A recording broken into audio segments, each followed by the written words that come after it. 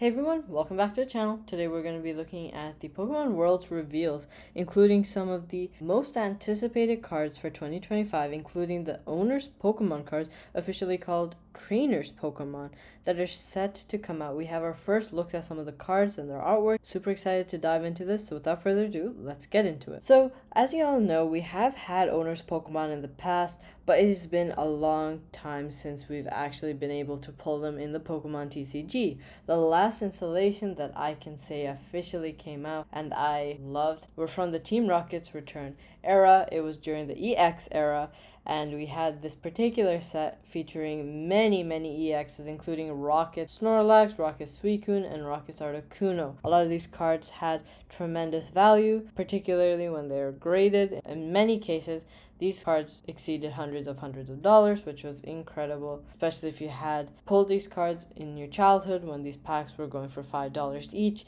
Now, obviously, this set goes for a pretty penny more. And so we had Rocket Returns, but prior to that, actually, and the first installation of Owner's cards that we really saw in the Pokemon TCG was during the Gym Challenge and Gym Heroes era. We had cards like Erica's Venusaur, Blaine's Charizard, and Rocket's Moltres. Rockets, you might wonder, why is there Rockets again? Well, actually, one of the gyms in the Kanto region was run by Team Rocket, which makes sense now that you see it, the Rocket's Moltres. What you'd have is a gym leader's name preceding the actual Pokemon's name, and then you'd have a little icon signifying the trainer in the bottom right of the card. As you can see in Erica's Venusaur, we have a little picture of Erica at the bottom right over her gym badge, which is really cool. And if you take a look at the prices for these cards, again, particularly in graded form, they are going for quite a lot today. And this is in the PSA 10. Erica's Venusaur goes for something around $1,900, which is absolutely insane. And the Blaine's Charizard, perhaps the most sought after Gym Challenge or even Gym Heroes card in either set. Blaine's Charizard going for $2,540 USD, and a PSA 10 on eBay. Crazy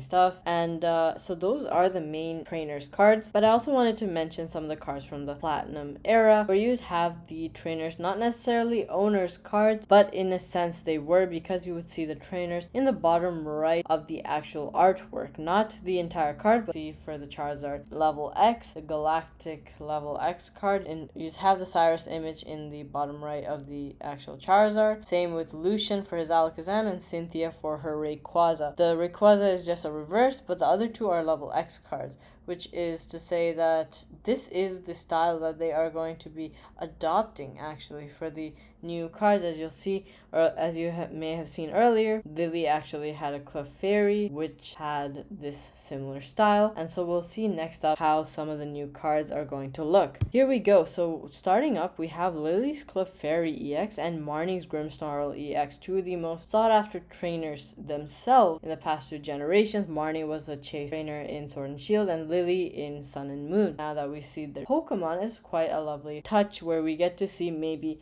even alternate arts of these cards, art rares, but for now these are the EX artworks. They're taking on the style of those Platinum cards, but now we have the modern EX artwork, boot, the shine, the glimmer, everything about it, and it is incredible to see. They really embraced the trainers typings and the Pokemon in the show. For instance, in the show, Lily actually has a deep connection with a Clefable and a Clefairy. When she was younger, it belonged to her mom, and so she grew deeply connected to this Pokemon, and so we see that little relationship there. And now we see Marnie's Grimmsnarl, another significant Pokemon from both the game but also the show, where we get to see Marnie battling alongside her ace. Next up, we also have some of N's cards, and these are really cool because we're seeing it both in holo form and EX form. The Zoroark EX looks insane and amazing, and I particularly love this regular EX because, as I've mentioned in the past, I'm not the biggest fan of regular EXs, but there are some hit home runs all day long, and this one of those cards. And I really like seeing this regular N's Reshiram holo, although we will see an even cooler one later on. This is a really nice card to just take note of because it really bumps up the aesthetic of a regular holo. And again, there's N and Reshiram in the show, which I'll make a bigger mention of later on. It is quite the tie to the show, and even in the official Pokemon reveal, they did emphasize N and his Reshiram quite heavily. Now we're on to the final reveal, the biggest card we have seen so far, and perhaps one of the best looking art rares from the Scarlet and Violet era. That is going to be N's Reshiram in this sort of ethereal and beautiful aesthetic in the clouds. I don't know what else to say, but oh my word, they are so gorgeous together. This artwork is amazing. Again, tying in with N's Reshiram in the show, and has a particular strength where he's able to communicate with Pokemon, understand their feeling, and so in the show he's able to come through to Reshiram and have a proper conversation with it. There was actually a card similar to this one in Brilliant Stars, which I'll show in just a moment, but I also love how we're seeing another modern interpretation of the relationship that N has with the Dragon type legendaries. As we saw in Sun and Moon, we had the tag team Reshiram and Zekrom in Cosmic Eclipse, the alternate artwork, which in and of itself was so stunning. I personally love that card. I was able to pick it up in non-alt art form because alt art is exceptionally expensive, and I thought, you know what, let me hang off on this card. But now I don't even see the need to pick it up because I'm loving this new art rare. I'm definitely going to have it in my collection whenever it comes out. But if we want to take a look at the other side of this art, we see in Brilliant Stars the Zekrom with a gorgeous card. I personally picked this up in Japanese a few months ago because I loved, again, and with the dragon type legendaries from the Unova region.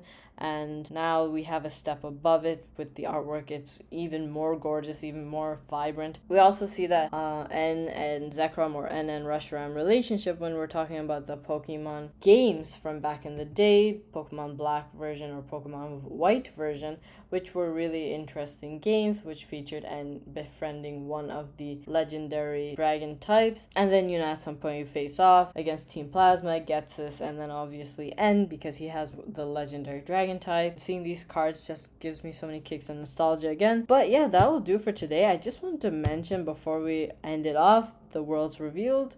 The next two locations for the Pokemon World Championships 2025 will be Anaheim, with the event taking place between August 15th to 17th, and in 2026 it will be taking place in San Francisco between August 28th and 30th for all of you who play the game and love visiting during the World Championship. But that will end off today's video. I hope you all enjoyed the video, and I'll catch you all in the next one.